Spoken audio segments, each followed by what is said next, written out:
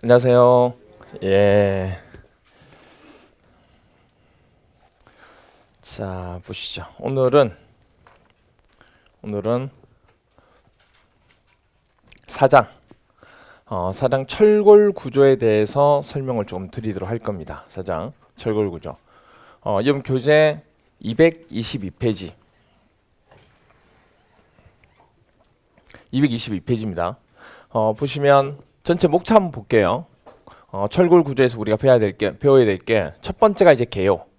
개요 설명드리고, 두 번째가 이제 먼저 여러분들 철골이라고 하는 것은 철을 뼈대로 만든 겁니다. 그러면 강제를 현장에서 만들 수는 없잖아요. 그렇죠? 그러면 공장에서 강제를 뭐죠? 만들어요. 만들어서 현장에 가져와서 뭐만 하면 돼요?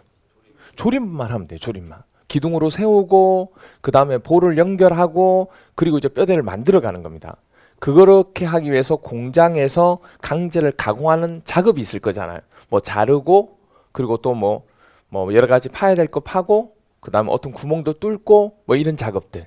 그래야 현장에서 작업하는 게 뭐가 되죠? 간소화되죠.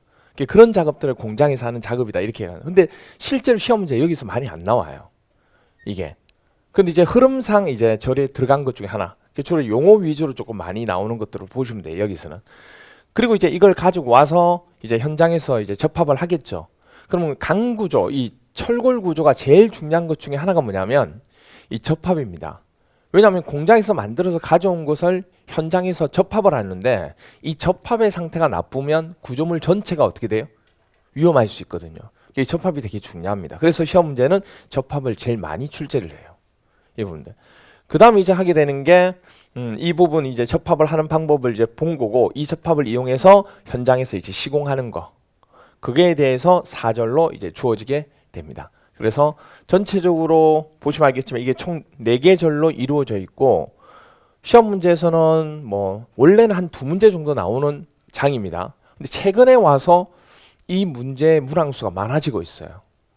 철공 콘크리트하고 거의 비슷해져요. 양은 철공 콘크리트 반 정도밖에 안 되는데 시험 문제는 문항수는 지금 최근에 와서 거의 비슷해져요. 조금 실수를 했다 생각을 하긴 하는데 출제자가 원래는 철골 구조 한 2문제 정도 내면 되는데 철공 콘크리트 거의 똑같이 문제를 냈습니다. 올해 하더라도. 그래서 뭐 비슷하게 이제 가긴 갈 건데 그래도 그렇게 많이는 이제 나오진 않고 2문제는 항상 나온다는 거. 그것만 이제 기억해 주시면 됩니다. 그래서 보시면 알겠지만 이게 바로 철골이라고 하는 겁니다. 이 강제를 어디서 만들고요? 공장에서 만들어서 현장에서 이렇게 조립을 하는 겁니다. 이걸 우리가 수업 시간이 전에 얘기했지만은 어떤 형태의 모양을 가지죠? H 형태. H 형태 모양을 가지는 강제입니다. 줄여서 H형강이라고 얘기합니다.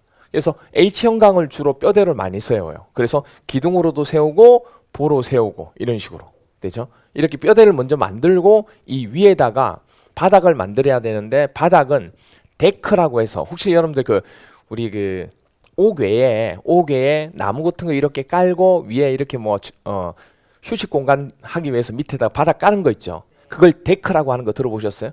데크라고 그러고, 특히 철골 구조에서 영어가 많이 나오는데 판을 영어로 뭐라고 할까요? 판. 프레이트. 판을 영어로 프레이트라고 그럽니다.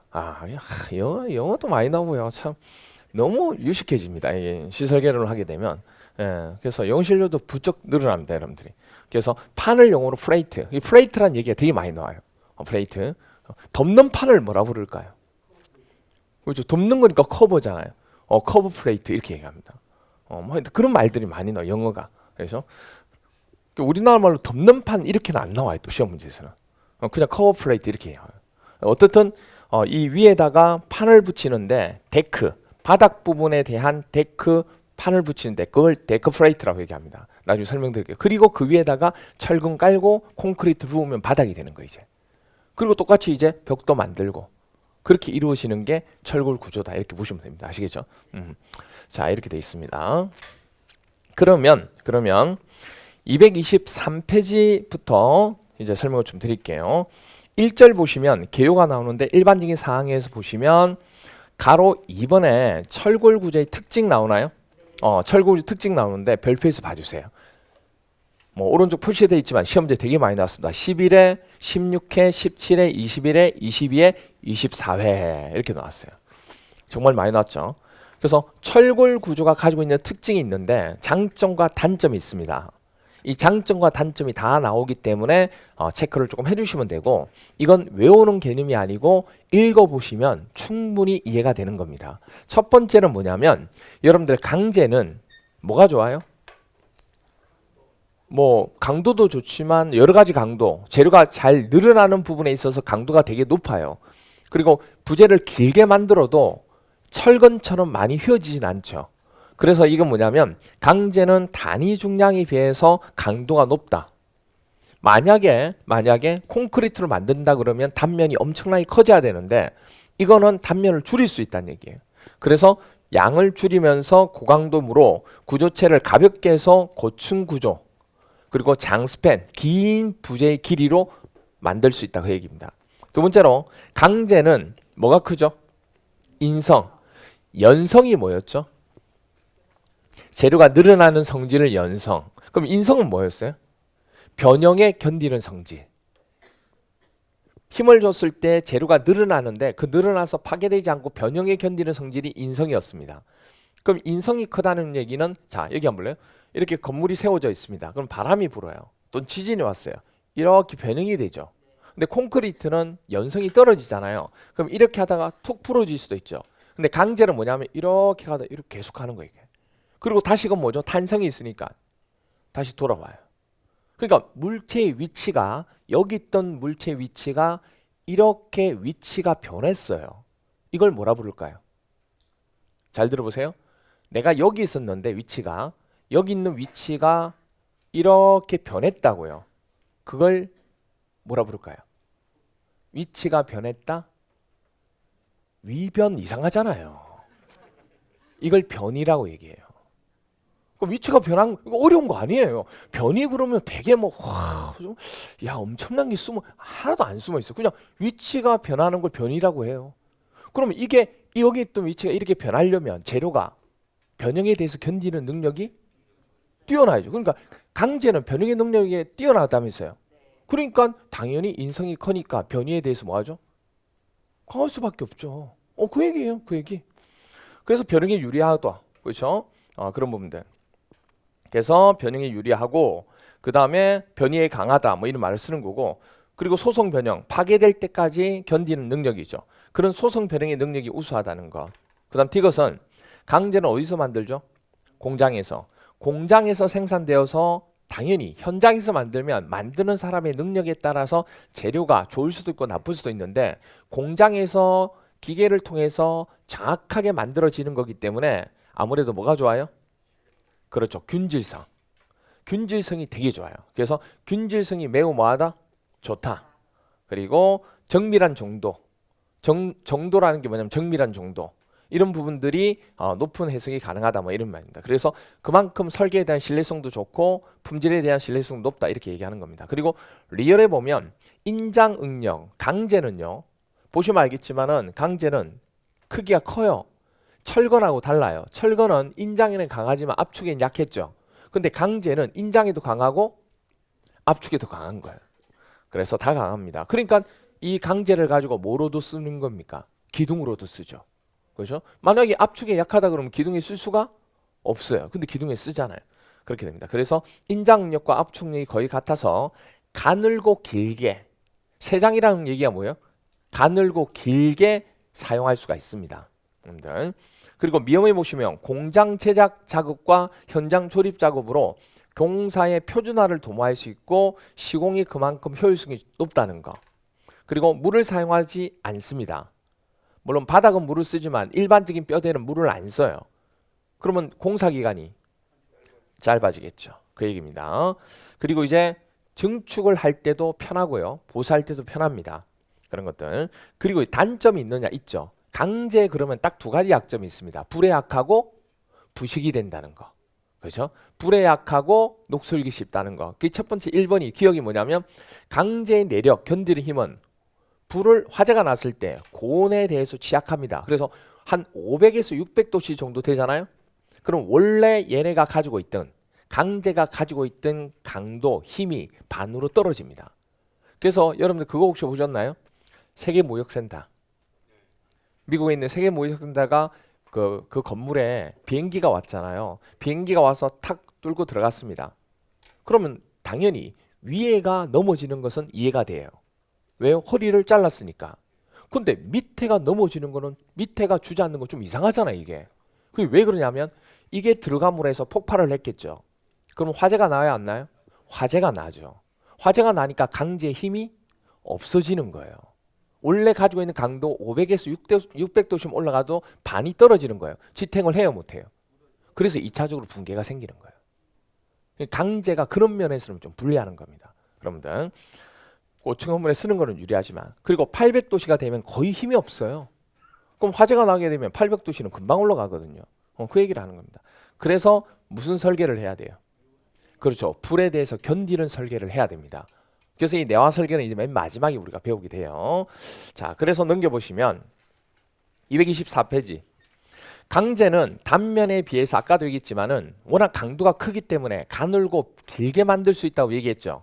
근데 이게 또 단점이 될 수 있어요. 가늘고 길게 만들다 보면요. 가늘고 길게 만들다 보면 위에서 누르는 압축에 대해서 어느 정도 버티는데 너무 가늘고 기니까 이 압축에 버티기도 전에 어떻게 될까요? 휘어져요, 이렇게. 너무 가늘고 기니까 휘어진다고요. 그걸 좌굴이라고 얘기합니다. 부재가 이렇게 돼 있으면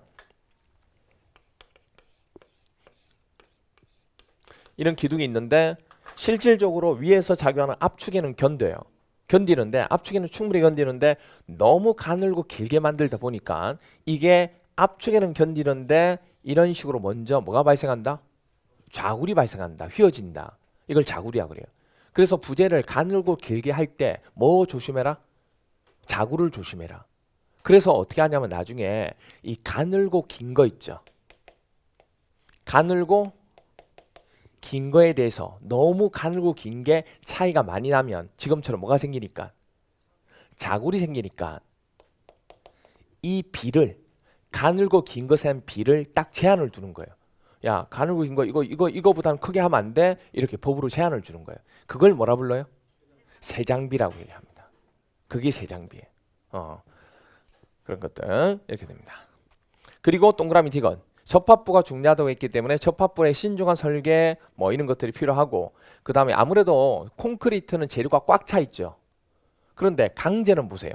강제는 이게 꽉 차 있는 게 아니고 이런 식으로 I자 또는 H형자로 되어 있기 때문에 여기만 강제가 있죠. 여기 이렇게 된 게 아니잖아요, 지금. 강제가 이렇게 다 찬 게 아니죠. 그러니까 아무래도 꽉 차 있는 것보다는 진동이나 이런 부분이 조금 생길 수 있다는 얘기예요. 두드리면 댕 하고 울림도 생기고 그런 부분이 조금 약점이 됩니다. 여러분들 그렇게 되고, 그러면 사용성이 조금 문제가 될 수 있죠. 그리고 위험은 뭐냐면 유지관리가 뭐냐면 부식이 많이 생긴다는 얘기예요. 부식이 생긴다는 거. 그리고 비업 부분. 강제는 재료가 늘었다 줄었다 늘었다 줄었다 하기 때문에 반복적인 힘을 받아요. 그럼 반복적인 힘을 받으면 뭐가 쌓여요? 피로죠. 여러분들 지금 피곤하잖아요. 지금 월요일부터 지금 토요일까지 계속 지금 쌓여 있어요. 지금 언제 터질지 몰라요. 지금 그렇죠? 그럼 피로가 쌓이게 되면 강도가 어떻게 돼요? 좋아되죠. 당연히 좋은 게 아니잖아 이게. 무사해서 그런 부분에 대해서 심할 수 있다. 그러겠네요. 또 하나가 시옷은 강제가 취성 파괴가 뭔지 아세요? 갑자기 파괴되는 거. 갑자기 툭 하고 파괴되는 거. 그걸 취성 파괴라고 합니다. 그러면 온도가 생각해보세요. 여러분들 온도가 낮아지면 얼음 알죠? 얼음. 온도가 낮아지면 깨진다는 얘기 하잖아요. 강제도 온도가 낮아지면 이게 뭐냐면 갑자기 강제는 늘어나야 되잖아요. 늘어나지 못하고 어떻게 돼요? 툭 하고 끊어지는 경우가 생기더라는 얘기예요. 어디에서요? 저온에서. 그러니까 저온에서 생기는 게 바로 뭐다? 취성 파괴. 취성 파괴라는 것은 갑자기 파괴되는 거. 연성은 늘어나는 거잖아요. 잘 늘어나지 못하고 툭 파괴될 수 있다는 거. 그건 이제 온도가 낮을 때 저온에서 그렇게 됩니다. 자, 그럼 볼까요? 여기 한번 보세요.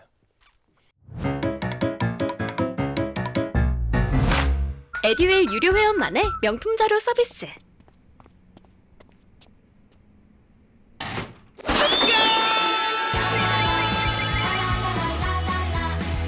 고퀄리티 명품 자료의 혜택. 오직 에듀윌 유료 회원에게만. 에듀윌. 22의 시험 문제에서 이렇게 출제가 되었습니다. 22 시험 문제에서 이렇게 출제가 되었어요. 철골 구조의 장점 및 단점에 관한 설명으로 옳지 않은 것은 첫 번째, 강제는 재질이 뭐하고 균등하고 강도가 커서 철공 콘크리트에 비해서 건물을 일단 가볍게 할 수 있다. 그러니까 이게 무슨 얘기냐면 여러분들 이렇게 생각해요. 아니 강제가 무거운 거 아니야? 어유 철 엄청 무겁던데? 이런 생각해요. 이게 무슨 말이냐면 철이 무겁죠 당연히. 가볍잖아요. 그런데 똑같은 하중 100을 작용했을 때 콘크리트가 이 100에 견디려면 단면을 이렇게 만들어야 된다고. 근데 강제는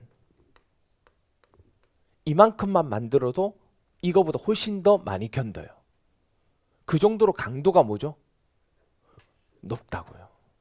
그럼 당연히 크기가 작아졌죠.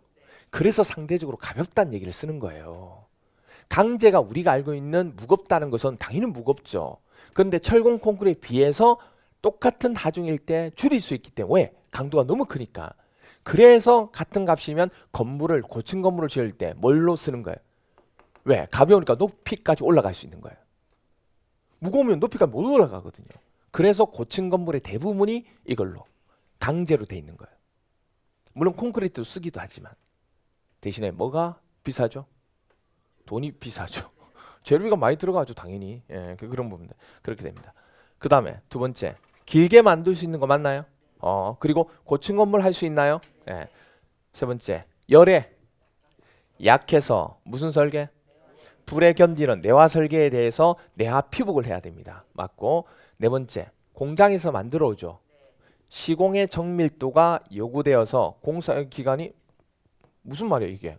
아니 공장에서 만들어서 가져오는데 철공 콘크리트보다 길 수가 없죠. 철공 콘크리트는 공장에서 만드는 것보다 현장에서 거푸집되고 철근 깔고 콘크리트 붓는데 이 붓는데 그 굳을 때까지 시간이 오래 걸리잖아요. 그러니까 답은 몇 번? 4번. 5번. 압축력에 대해서 아까 얘기했잖아요. 압축이 작용하면 가늘고 길게 만들다 보니까 뭐가 생길 수 있다? 자굴이 발생할 수 있다. 이렇게 되는 겁니다. 여러분들 이렇게 출제가 되었어요. 그리고 225페이지에 보시면 가로 3번 강제의 구성과 주요 요소 나오는데 이건 아직 시험에 한 번도 출제가 안 됐어요. 밑에 4번도 마찬가지고 이렇게 돼요. 넘겨서 제가 넘어가는 거는 넘어가세요. 넘어간 거를 보는 순간에 답답해지고요. 시설결에는 포기하셔야 됩니다. 제가 넘어간 거는 시험제 나온 거예요? 안 나온 거예요? 안 나온 거예요. 1회부터 시작해서 지금까지 한 번도 안 나왔기 때문에 넘어가는 거예요. 무슨 얘기인지 알겠죠? 예, 그러니까 가감하게 넘어가시면 돼요. 여러분들 지금은 초반이라서 여러분들 양이 없으니까 욕심을 부리고 이것도 저것도 하죠. 이제 끝까지 한번 해보세요. 엄두를 못 냅니다. 왜? 기출만 해도 양이 많거든요. 그리고 중요한 건 그걸 했다는 게 중요가 아니고 그 한 걸 뭐 해야 돼요? 내 것으로 만들어야죠. 그래서 갑자기 물어봐도 그게 튀어나올 정도로 내 것으로 만들어야 돼요. 그게 필요하다고. 226페이지 보시면 두 번째 구조 강제 나오는데 가로 1번에 구조용 강제 명칭 나오는데 동그라미 1번 강제에 대한 재질에 대한 규격이 있습니다. 동그라미 기억 14일 때 나왔어요. SS. 이 앞에 나온 S는 스틸, 뒤에 나오는 S는 뭐냐면 스트럭처. 그래서 이걸 영어로 스틸 스트럭처 이렇게 하면 너무 기니까 줄여서 SS라고 우리가 주문을 합니다. 그럼 SS가 우리나라 말로 뭐냐면 일반적으로 쓰는 구조, 스트럭처가 구조거든요. 일반적으로 쓰는 구조용 강제입니다. 강제, 스틸이니까. 근데 무슨 강제예요? 아변 강제. 강제를 만드는데 강제가 뭐가 돼야 되냐면 재료가 늘어나는 연성이 좋아야 되죠. 그럼 강제를 어떻게 만들어야 하냐면 단단하게 만들어야 되죠. 혹시 여러분들 그 사극 드라마 보면 항상 나오는 게 대장간이죠. 대장간이 뭐 나오냐면 쇠 물에 집어넣었다가 달궜다가 뭐 하죠? 햄머로 때리는 거 맞죠? 그런 게 아변 과정이에요. 단단하게 하는 과정이에요. 그래서 공장에 가보시면 강제가 이렇게 주물을 통해서 만들어서 이렇게 나와요. 그럼 사람들이 뭐죠? 줄을 쫙 써가지고 뭐 하고 있어요? 팻마로 때리고 있을까요? 안 때리고 있을까요? 안 때리고 있죠. 뭘 어떻게 팻마로 때리고 있어요? 옛날처럼. 그래서 큰 롤러가 있어요. 이런 롤러가 있다고. 이 롤러에 우리 그 뭐죠? 그 국수? 그 밀가루 반죽할 때 비벼가지고 이 롤러 같은데 이렇게 들어가면 납작하게 되잖아요. 그렇게 하는 것처럼 이런 철 부분이 이쪽을 왔다 갔다 하면서 압연을 하는 거예요. 이게 말 그대로 두드리는 작업과 똑같은 거예요. 그래서 이걸 컴팩트하게 만드는 거예요. 이게 자체가 조직이 단단해지도록. 그러니까 원래는 이게 크죠, 되게 두꺼워요. 그래서 이게 여러 개의 결로 돼 있는데 그게 이 롤러를 왔다 갔다 하면서 단단해지는 거예요. 그렇게 만드는 겁니다. 안경도 마찬가지죠. 안경도 도수가 뭐죠? 높을수록 이 두께가 두꺼워집니다. 그 보이는 걸 보정하기 위해서는. 근데 이걸 뭐죠? 압축한다는 얘기 들어보셨죠? 압축을 하는 거예요. 이게 얇게 만드는 거죠. 근데 눈이 너무 안 좋으면 압축하는 데도 한계가 있어요. 그래서 더 이상 더 줄일 수가 없죠. 뭐 그런 개념이 됩니다. 아, 그렇구나. 그래서 아변이란 말을 쓰는구나. 그래서 강제, 구조용 강제는 거의 다가 아변이란 말을 써요. 강제 앞에다가. 그럼 이제 SN 나오나요? SN이 뭐냐면 still new, 새롭게 만들었다는 얘기예요. 어떻게 새롭게 만드냐면 건축에만 쓸 수 있도록, 즉 건물에만 쓸 수 있는 강제를 새롭게 만든 거예요. 그걸 이름 붙여서 뭐라 부른다? SN이라고 합니다. 원래 이거 시험 문제 안 나왔어요. 안 나왔는데 제가 심화과정 때 SN, SM, SMA 이 부분을 설명을 드립니다. 그게 올해 25회 때 나왔어요. 네, 그게 거의 심화과정 때 예상 문제로 찝어드린 거는 거의 나온다고 보시면 돼요. 새로운 내용으로. 그렇게 되고, 그 다음에 SN이라고 하는 것은 그래서 건축 구조용으로 쓰는 아변 강제. 그럼 SM이 뭐냐? SM은 이수만인가? 예, 뭐 이수만 생각할 수 있는데 이수만이 아니고 SM은 스테일이고 마린. 혹시 마린이란 거 아세요? 마린보이 아세요? 마린보이 누구예요? 바다의 왕자잖아요. 바다의 왕자 마린보이 누구예요? 박명수 아니에요. 예, 바다의 왕자, 바다의 뭐 이런 뜻이죠. 그렇죠? 근데 이게 무슨 뜻도 있냐면 선박이라는 뜻도 있어요. 그럼 선박을 만들 때 선박은 전부 다 뭘로 돼 있어요? 철로 다 돼 있죠. 그럼 철과 철을 접합을 해야 되잖아요. 철 하나 가지고 다 못 만들어요. 그럼 접합을 할 때 어떻게 접합을 해야 돼요? 용접해야죠. 그래 물이 안 새죠. 아니 이걸 겹쳐가지고 볼트로 접합하는 순간에 불이 새잖아요. 용접해야 돼요. 아, 그래서 선박에는 전부 다 용접하는 강제들만 있는 거구나 이렇게 보는 거예요. 물론 볼트 하는 경우도 있지만. 그래서 선박에 쓰는 뭐다? 강제다 해서 뒤에 뭐라고 쓴 거예요? 마린이란 말을 쓴 거예요. 됐나요? 네. 그래서 SM 이렇게 얘기합니다. 그래서 이건 용접 구조용 아변 강제 이렇게 됩니다.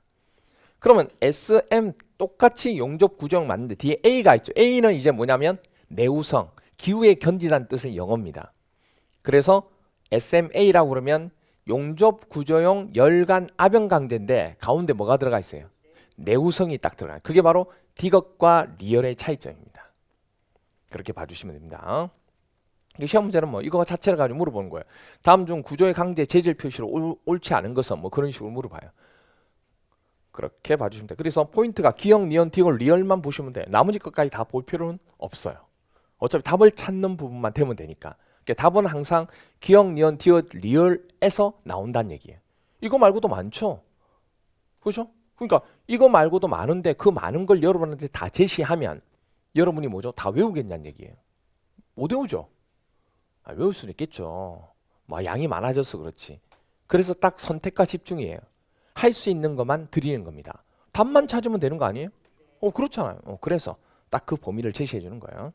그 다음에 227페이지 보시면 강제 기호에 대한 의미는 아직 시험 문제 안 나왔고 밑에 창고라고 해서 나오나요?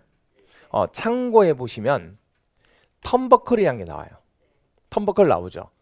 턴버클이 나오는데 이 턴버클이 뭐냐면 여기 한번 보실래요? 이게 이제 턴버클입니다. 지상 지하철역 가보시면 철골 구조가 이렇게 돼 있어요. 거의 지상 지하철역은 철골 구조입니다. 그러면 이렇게 철골 구조 H형 강이 기둥이 세워져 있고 보가 지나가요. 근데 이렇게 사각형으로 돼 있으면 삼각형보다 안정적이지 못하죠. 그래서 바람이 불어서 횡력이 작용하면 이 세워져 있는 게 어떻게 될까요? 이렇게 기울어질 수 있어요. 그걸 기울이지 않도록 양쪽에서 잡아줘야 돼요. 전봇대 아시죠? 전봇대가 딱 세워져 있는데 이 전봇대가 바람이 불어도 흔들리지 않도록 잡아당기준 거 보셨어요?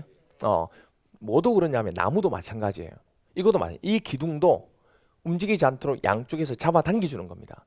당겨주는데 어떻게 잡아당겨주냐면 이걸 당기는 순간에 여기를 고정시켜야 되죠. 여기를 잡아당기려면 여기 고정. 근데 그렇게 안 하고 양쪽에서 당기도록 하자는 얘기예요. 양쪽에서. 어차피 여기 다 버텨야 되니까. 양쪽에서 당기려고 보니까 여기 고정해서 하나의 봉을 설치하고 여기 고정해서 하나의 봉을 설치합니다. 그럼 이 가운데 이 두 개를 뭐 해주는? 연결해 주는 게 있어야 되죠. 여러분들 우리 그 벨트 있죠, 벨트. 허리띠와 허리띠 끈을 묶어주기 위해서 정착하는 부분이 하나가 있죠. 그게 뭐라고 그래요? 버클. 그걸 버클이라고 그래요. 버클이 있어야 이게 정착이 돼요. 이게 버클이에요. 근데 이 버클은 어떻게 하는 거예요? 돌려야 돼요. 돌려야 조여진다고. 이렇게 하면 풀리고. 그래서 이름을 뭐라 불러요? 돌려서 잡아주는 버클. 그래서 턴버클이라고 얘기하는 거예요. 그래서 이렇게 지지할 때 쓰는 이게 바로 턴버클이고, 이게 다른 말로 뭐라고 하냐면 가운데 이렇게 가로질러서 기둥이 넘어지지 않도록 잡아주기 때문에 이걸 가세라고도 얘기합니다. 그래서 동그라미 밑에 턴버클의 1번 보시면 15 시험에 나왔어요. 지지대나 지지 와이어로프 등의 길이를 조절하기 위해서 쓰는 게 기구. 이거를 턴버클이라고 그러고, 두 번째는 20회 때 나왔어요.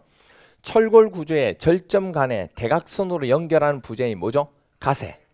가세 사용해서 수평력에 저항하도록 하는 겁니다. 수직 기둥이 움직일 수 있으니까 움직이지 못하도록 옆에서 지지해 주는 거예요. 그렇게 합니다. 그 다음에 이제 밑에 가로 2번 보시면 강제 종류 중에 동그라미 1번 H형 강, I형 강 나오나요? H형 강, I형 강 나오는데, 자 동그라미 기억 보시면 11회 때 나왔습니다. H형 강, I형 강은 주로 어디 쓰냐면 아까 얘기했죠. 기둥이나 보, 뼈대에 많이 씁니다. 구조용으로. 그래서 여기 한번 보시면 이게 사진을 보면 이게 뭐예요? 이게 턴버클. 전봇대나 아마 많이 보셨을 거예요. 그 전봇대 아니면 나무 같은 데 고정할 때 이게 턴버클입니다. 이렇게 돌리면 돼요. 여기 나사 선이 있거든요. 산이 있거든요. 이게 돌리는 거예요. 자, 이게 뭘까요? 이게 H형 강이에요. H형도 I 아니냐? I는 이게 좀 좁아요. 이게 좁고 이게 커요. 근데 이게 넓으면 이게 뭐예요? H형 강. 이걸 H형 강. 그럼 H형 강에서 우리가 배웠던 거 한번 테스트 할게요. 이 가운데 부분을 뭐라 불렀어요? 외부. 기억나세요? 가운데를 외부라고 얘기합니다. 양쪽에 날개처럼 달려있는 걸 프렌지라고 그럽니다. 프렌지. 양쪽 끝에 달려있는 걸 영어로 프렌지라고 그래요. 가운데를 영어로 웹이라고 그러고, 그래서 이걸 외부 프렌지 이렇게 얘기합니다. 됐나요? 이게 H형 강. 이게 H형 강 됩니다. 그러면 자 보세요. 여기 보시면 우리가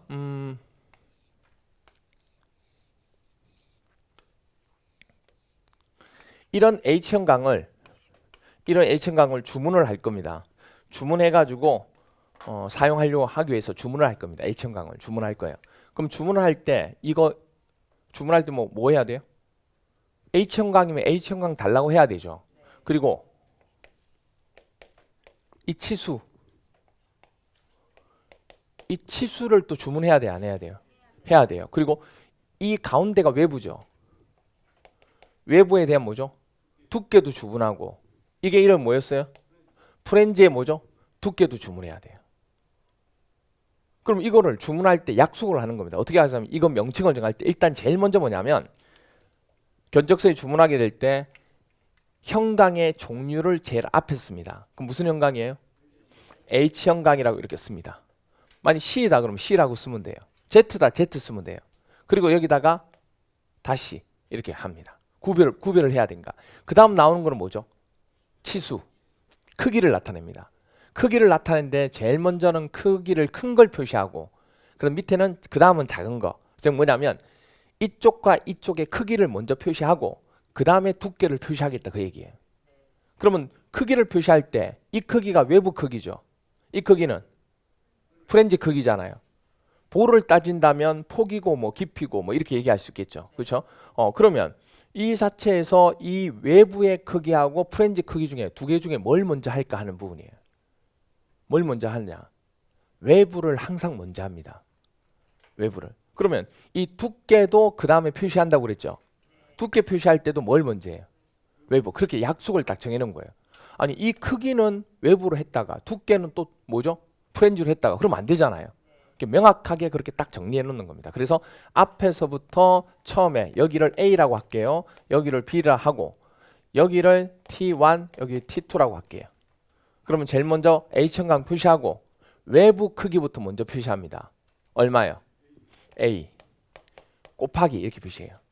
그 다음 프렌즈 크기 B 곱하기 무슨 두께? 외부 두께 뭐죠?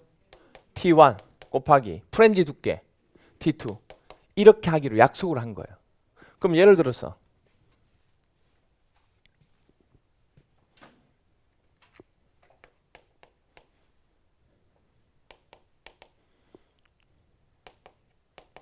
이렇게 치수가 나와 있습니다. 됐나요?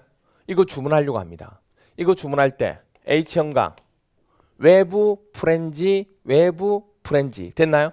앞에 두 개는 크기 뒤에 두 개는 뭐죠? 두께. 앞에서부터 뭐라고요? 외부 프렌즈 외부 프렌즈 됐나요? 그럼 앞에 A 뭐가 돼요? 오케이 180 곱하기 B 150 T1 10 T2 12 됐나요? 외부 프렌즈 외부 프렌즈 그리고 앞에 두 개는 크기 뒤에 두 개는 두께 자 보세요 15일 때 이렇게 나왔습니다. H형광의 표시 방법으로 옳은 것은 H형광이니까 다 H 맞죠? 그 다음 짝대기 끊고 외부 프렌즈 외부 프렌즈 외부 크기 H 외부 크기는 H입니다. 이게 외부예요. H 그 다음 프렌즈 B 답은 몇 번? 3번 됐나요? 뭐 이렇게 된 거예요. 그 다음에 외부 프렌즈죠. 외부 크기 여기 잘 안 보이지만 이게 T1 이게 T2 이렇게 돼 있습니다. 그러면 외부 프렌즈 맞나요? 그래서 T1 T2 됐나요? 오케이. 그게 227페이지 보시면 설명이 나옵니다. 227페이지에 동그라미 니언 227페이지에 동그라미 니언 15회 때 나온 거 H형광은 단면 치수 표시법이 H라고 쓰고 H 단면에 대한 뭐죠? 춤 B는 프렌즈에 대한 폭 그러니까 단면의 춤이 뭐예요? 외부의 춤이죠. 단면의 춤이 외부 크기라고 그 다음에 B가 뭐죠? 프렌즈의 폭 그리고 T1은 외부의 두께 T2는 프렌즈 두께 그래서 앞에서부터 외부 프렌즈 됐나요? 그리고 그림이 밑에 보시면 H형광 그림이 밑에 나와 있는 거예요. 그렇게 보시면 됩니다. 됐죠? 그렇게 되고 그 다음에 넘겨서 228페이지 보시면 여러 가지 형광이 나오는데 나머지 형광은 시험 문제 출제가 한 번도 안 됐어요. 그래서 그 개념만 보시면 됩니다. 그럼 이제 229페이지 보시면 제 2절 강제에 대한 뭐가 나와요? 공장에서 뭐 하는 거? 가공하는 순서 부분에 나오나요? 공장 가공 순서에 대해서 쭉 나와 있습니다. 저는 정보가 곧 합격이라고 생각해요. 기출문제 특강이나 모의고사 자료집을 주시는 것도 좋았고 그 중에서 제일 좋았던 건 교수님의 쪽집게 정보였어요. 약간 합격을 위한 종합 패키지 선물을 받는 그런 느낌? 애들 유료 회원 꼭 추천합니다. 첫 번째가 공장에서 가공하는 순서가 나오는데 이 순서가 시험 문제 한 번도 출제가 안 됐어요. 그런데 우리가 순서가 이렇게 돼 있다는 것은 기본수에는 표시를 해야죠. 그래서 표시해 놓은 거지 이 순서 외울 필요가 없습니다. 예. 그런데 밑에 참고사항에 보니까 밀시트란 게 나와요. 밀키트도 아니고 밀시트. 시트가 뭐예요? 시트가 뭐죠? 뭐 기록서, 영수증 뭐 이런 거잖아요. 그렇잖아요. 서류 뭐 이런 거잖아요. 그래서 밀시트가 뭐냐면 보통 우리가 강제를 주문했잖아요. 주문하면 견적서처럼 우리가 주문한 게 오는 거예요. 그 서류를 뭐라 불러요? 밀시트를 하는 겁니다. 이 제품은 어떻게 되고 번호가 어떻게 되고 뭐 이런 거 적어놓은 거 있죠. 그런 거예요. 그래서 강제 납입 시에 첨부하는 품질에 대한 뭐다? 보증서. 품질 보증서. 그래서 제조 번호, 강제 번호, 화학 성분, 기계적 성질 등이 기록되어 있는 걸 뭐라 부른다? 밀시트라고 얘기합니다. 이 용어 자체가 21회 때 이거 한번 나왔어요. 그래서 용어만 조금 보시면 돼요. 넘겨서 230페이지에 뭐 순서가 쭉 나오는데 시험지 아직 출제 한 번도 안 됐어요. 그리고 231페이지 보세요.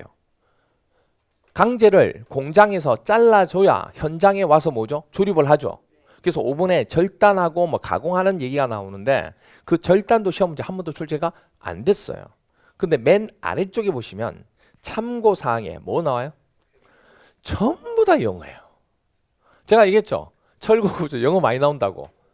밀시트 나왔고 지금 또 뭐 나왔어요? 스켈라도 아니고 뭐죠? 스켈럽. 참 대단한 거죠, 여러분들. 생전 처음 보는 영어들이 그것도 뭐죠? 영어들이 막 나와요. 영어들이. 참. 자, 스켈럽이 뭐냐? 스켈럽이 15회 때 나왔어요. 15회 때. 그러니까 여러분들이 말 그대로 스켈럽이라 그러면 그 스켈럽이란 게 어떤 모양을 가진지를 알아야 이게 머릿속에 남아요. 이거 무조건 외운다고 해서 되는 게 아니거든요. 단어를. 그럼 첫 번째 뭐라고 되냐면 첫 번째 볼 게 아니고 여기 보세요. 이걸 봐야 여러분들 이해를 해요. 자, 아까 H형광 기억나세요? H형광을 디테일하게 찍은 거예요. 지금 자세하게. 여기가 어디냐면 외부. 여기가요. 프렌지. 그래서 외부 프렌지가 공장에서 단일 형태로 나오는 경우도 있어요. 공장에서 만들어서 나온 게 있다고. 근데 그거를 조립해서 만드는 경우도 있어요. 그러면 외부하고 프렌지를 H형광 모양으로 만들려면 두 개를 뭐 해야 돼요?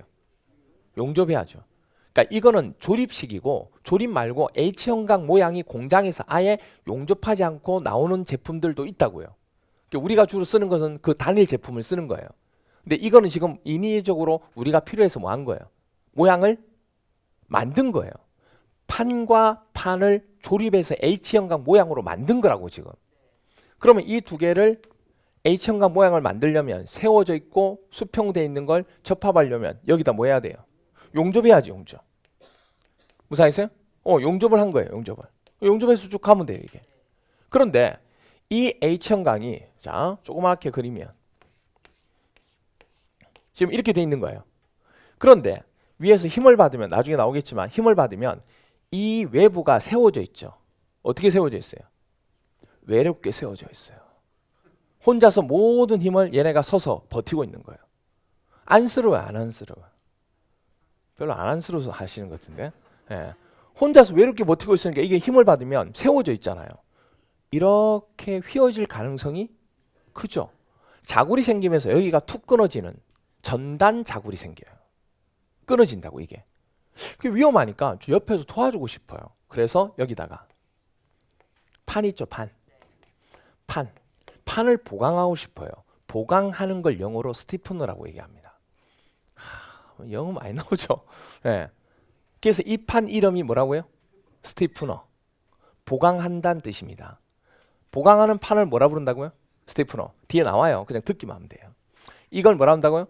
스티프너. 그러면 스티프너도 여기 붙여야 되죠. 그럼 여기 뭐 해야 돼요? 용접. 용접해야 되죠. 자, 그런데 여기 용접하고 여기 용접하는데 여기도 용접해요. 이 용접은 이 두 개를 용접하는 거죠. 이 파란색 용접은 이것과 이거를 용접하는 거죠. 두 개가 접합하는 게 다르죠. 이 용접을 하는 건 이 두 개를 잡는 거지 이걸 잡는 게 아니에요.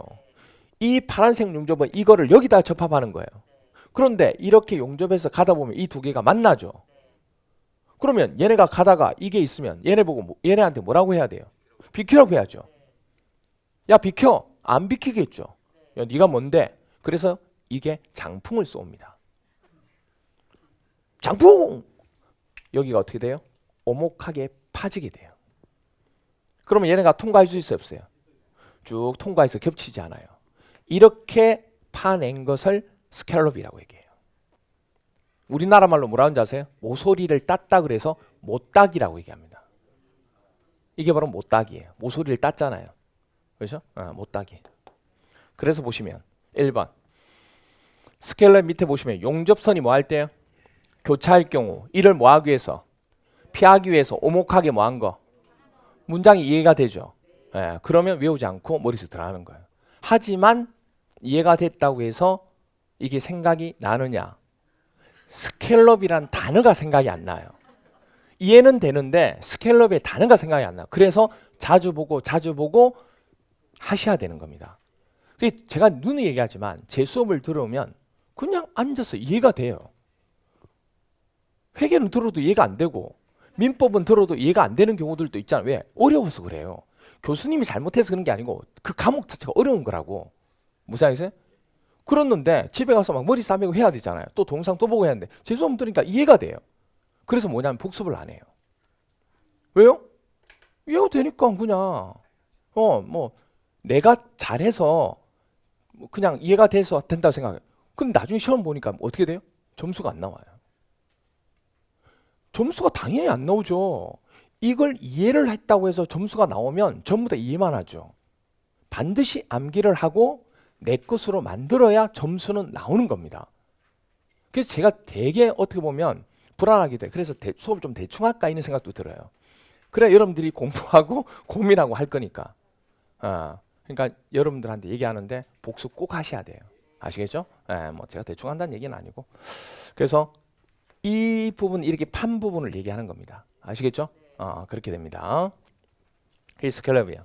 자, 그 다음에 232페이지에 보시면 뭐 가공, 개선, 글루브 뒤에 가서 나와요. 그 다음에 휨 가공 나오는데 여기서는 시험 문제 안 나왔어요. 근데 뭐가 나왔냐면 가로 3번 휨 가공에 동그라미 5번 있죠. 5번. 5번에 보시면 당금질 나오나요? 이게 24일 때 나왔어요. 당금질. 당금질이라는 얘기는 들어보셨을 거예요. 강을 뭐 한 뒤에 가열을 해요.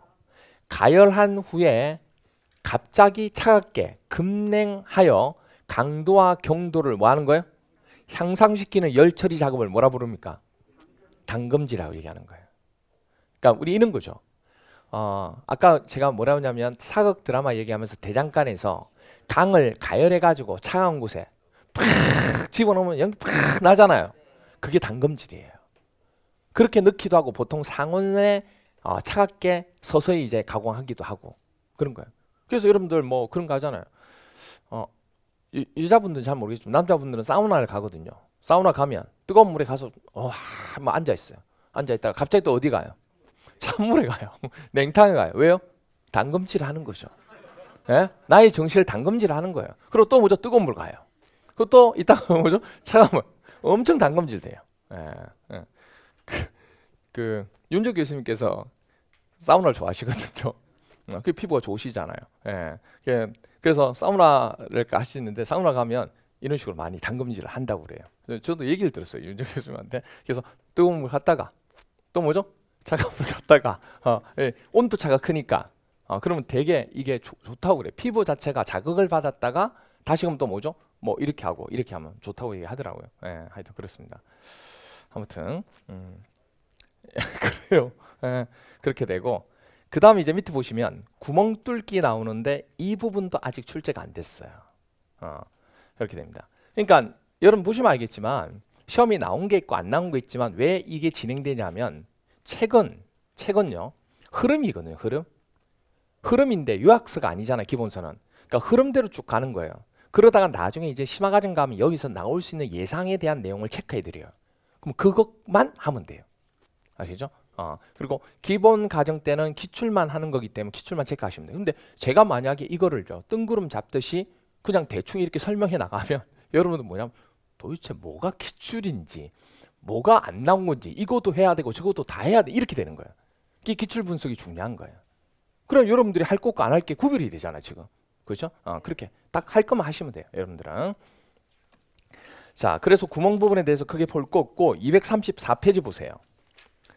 234페이지에 보시면 7번 뭐가 나와요?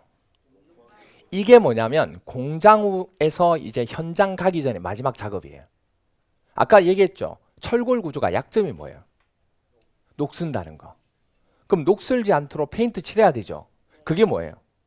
녹막입니다. 녹막. 방청이라고 얘기하죠. 방청도로 녹막이 작업을 하는 거예요. 자, 여기 한번 보시면 이거 보이시나요?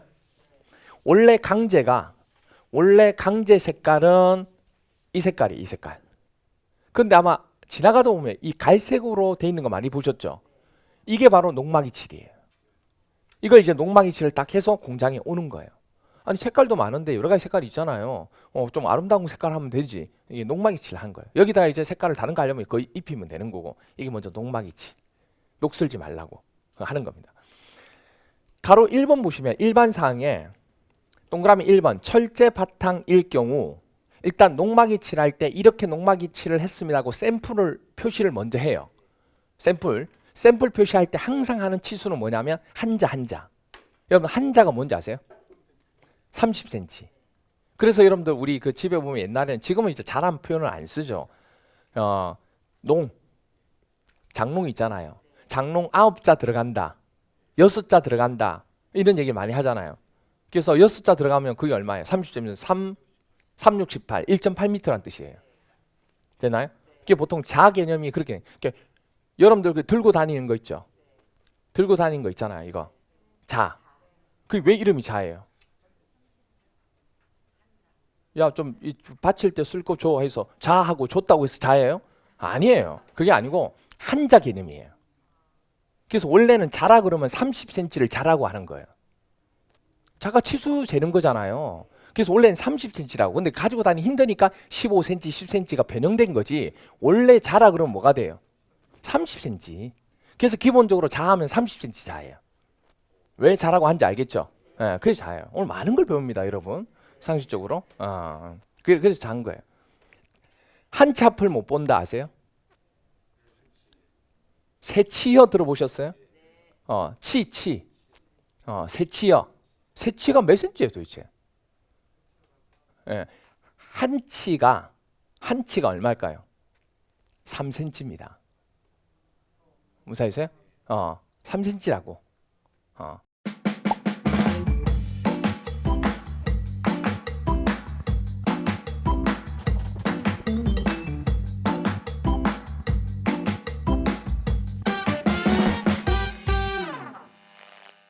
그러니까 우리가 한치, 세치 이런 거, 세치혀라고 그러면 9cm를 얘기하는 거예요.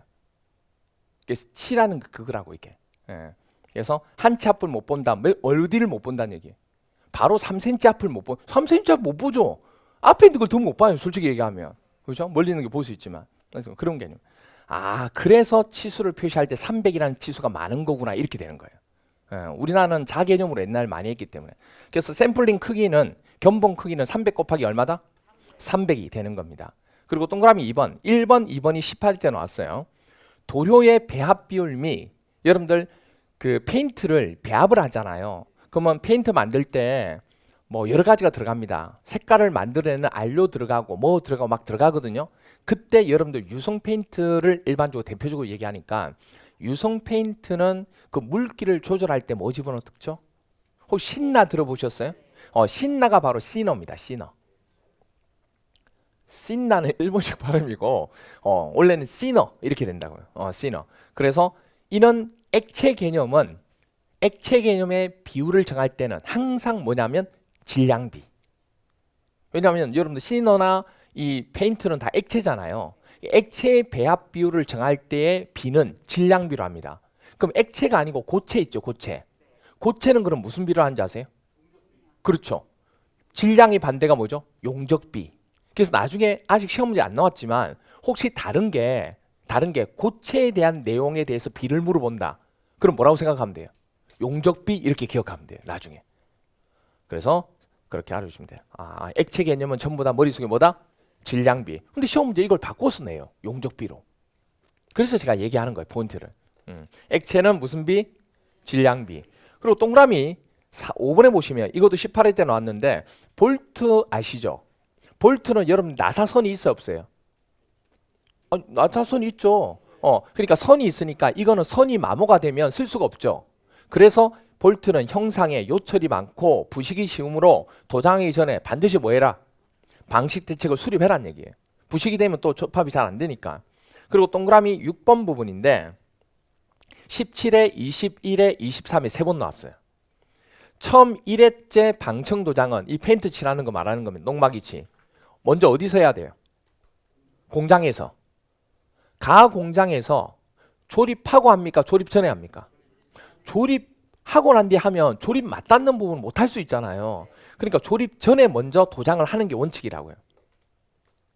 그렇죠? 자, 그런데 이런 경우 있어요.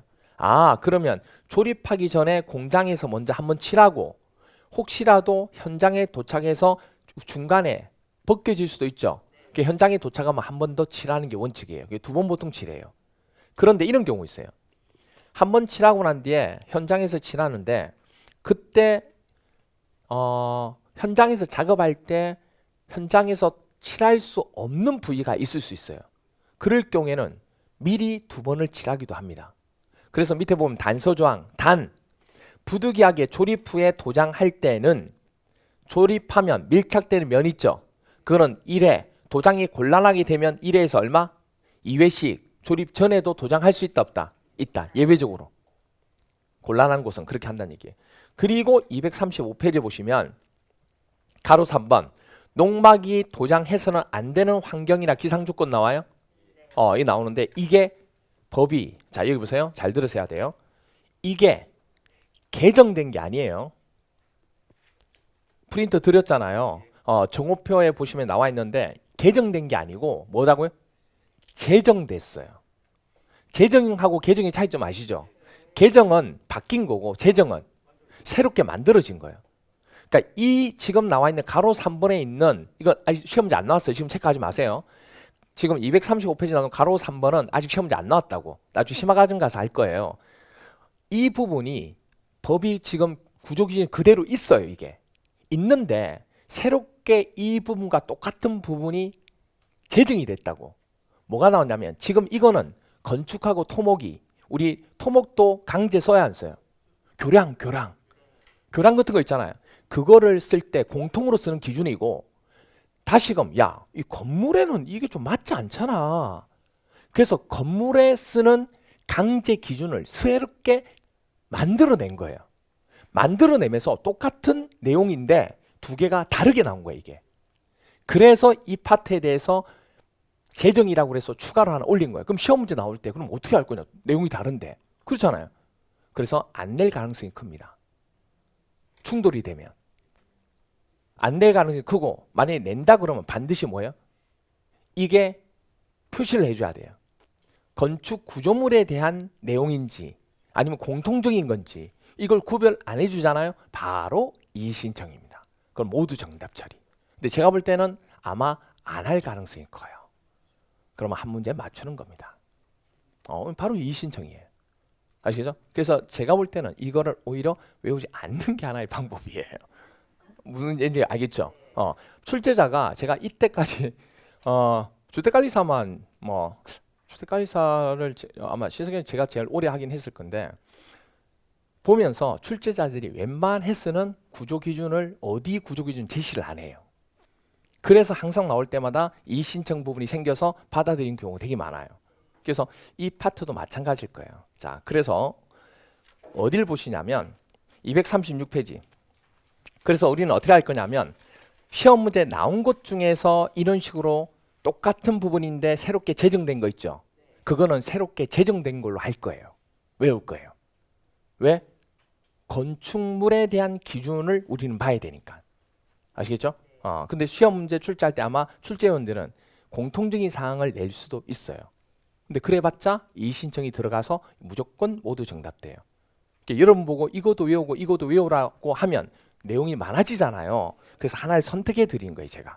아시겠죠? 그런데 지금 235페이지 나와 있는 내용은 시험 문제 한 번도 아직 안 나왔다고. 그래서 이건 지금 체크하지 마시라고요. 아시겠죠? 심화과정 가서 설명할 테니까. 그럼 236페이지 보세요. 236페이지 보시면 가로 4번 농막이 도장을 굳이 할 필요가 없는 도장하지 아니하는 부분이 나와야 안 나와요? 이게 이제 시험 문제 나온 거예요. 이거는 첫 번째가 마감된 금속 표면, 별도의 지시가 없으면 도금된 표면, 스테인리스강, 크롬판, 뭐 동, 주석, 그다음 이와 같은 금속으로 마감된 도장하는데 무슨 얘기냐면 자 어떤 강제가 있는데 그걸 마감을 금속으로 했다고. 자 여기가 있는데 여기에 녹슬지 않도록 농막이칠을 해야 되잖아요. 근데 농막이칠 안 하고 다른 어떤 부식이 잘 안 되는 재료 가지고 금속 가지고 여기를 엎었다고. 덮었다고요. 그러면 이 덮은 금속은 부식이 안 된다고. 그러면 여기다가 다시 농막이칠을 할 필요가 그 얘기예요. 지금 동그라미 1번이 그 얘기예요. 지금. 그래서 마감된 금속 표면을 하지 말라고. 농막이칠 하지 말라고. 부식 안 되는 건데. 그 다음 동그라미 2번 보시면 여기 한번 보세요. 어떤 기계가 작동을 해요. 기계가 작동해서 계속 왔다 갔다 합니다. 여기를 농막이칠을 했어요. 기계가 왔다 갔다 하면서 계속 벗겨져요. 할 필요 있어 없어요? 그 얘기예요. 동그라미 2번 18이 떠났어요. 움직이는 품목은 할 필요가 있다 없다? 없다. 특히 또 어디에 하면 안 되냐면 여기다가 제품의 규격을 표시하는 라벨이 있죠. 라벨을 페인트 칠하면 돼야 안 돼요? 그럼 이게 뭔지를 모르잖아요. 그러니까 움직이는 품목이나 라벨에는 페인트 칠하면 안 된다고요. 그 얘기입니다. 농막칠 하지 마라.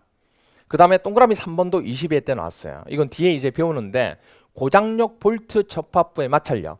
자, 고장력이라면 장력 중에서도 아주 높은 장력.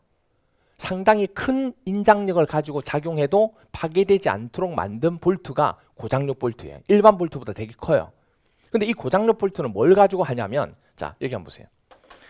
조금 이따 이제 어차피 나오게 되니까 고장력 볼트는 이런 식으로 판과 판을 접합을 했는데 일반 볼트보다 조이는 힘이 엄청나게 커요. 그럼 볼트를 조이잖아요. 조이면 이 면이 어떻게 돼요? 딱 달라붙죠. 이걸 완전히 딱 달라붙게 해서 원래는 부재의 힘을 받으면 이게 이렇게 휘어지죠. 휘어져서 이게 늘어나야 안 늘어나요? 늘어나겠지. 그러면 이건 일로 가고 이건 일로 가죠. 그런데 이 볼트가 힘이 없으면 이게 툭 부러진다고. 접합이 파괴돼요. 근데 고장력 볼트 누르는 힘이 엄청나게 커서 이게 휘어지더라도 일로 가려고 하는 부분을 막아준다고요. 그러면 이 판은 일로 가고 일로 가려고 하겠죠. 가려고 하는데 조이는 힘이 커서 못 가게 생기면 이 면 사이에 뭐가 생겨요? 마찰이 생기지. 아니 나는 가려고 하는데 야야야야야 이렇게 못 가게 하면 마찰이 생기잖아요. 이 면에 마찰이 생긴다고. 그 마찰을 통해서 힘이 가려고 하는 걸 줄이는 거예요. 그게 바로 고장력 볼트예요. 조금 더 설명을 또 할 거예요. 그러면 이 면에 마찰을 일으켜야 되는데 이 면에 페인트를 칠하면 미끄러지죠.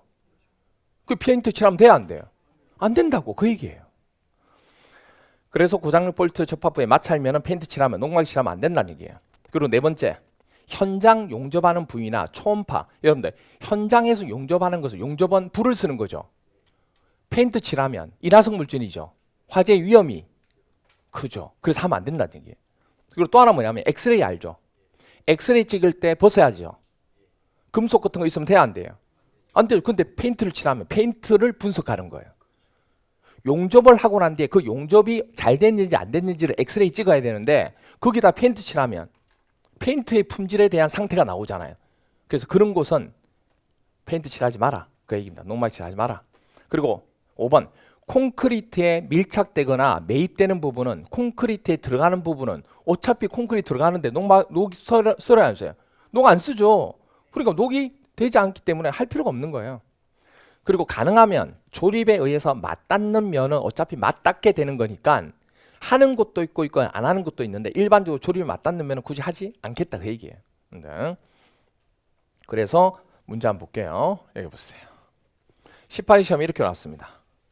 철골 구조 도장 및 도금에 대한 관한 설명으로 옳지 않은 것은 운전 부품이나 라벨에는 도장한다 안 한다? 안 한다. 철제 바탕일 경우 도장의 샘플 크기는 한자 300 곱하기 300mm 맞네요. 가연성 도료 페인트 있죠. 페인트는 페인트 전용 창고에 보관하는 게 원칙이다. 화재 위험이 있으니까. 그 다음에 도료의 배합 비율은 용접비 질량비, 액체는 질량비, 고체는 용접비 이렇게 바꾸는 시험은 항상 이렇게 바꾸는 거예요. 그 다음에 볼트는 형상이 요철이 맞고 부식이 시험으로 도장하기 전에 방식들이 세워야 돼 안 세워야 돼요? 세워야 돼요. 됐나요? 이렇게 되는 겁니다. 이런 식으로 이루어지게 된다는 거. 됐죠? 그렇게 봐주시면 됩니다. 그래서 오늘 첫 시간에는 1, 2, 두 개의 절을 설명을 드렸습니다. 오늘 4개의 절이 있는데 2개의 절을 설명했어요. 그렇게 많지 않기 때문에 설명을 드렸습니다. 조금 쉬었다가 뒷부분을 나가도록 할게요. 주택관리사 합격! 에듀윌 합격 패스!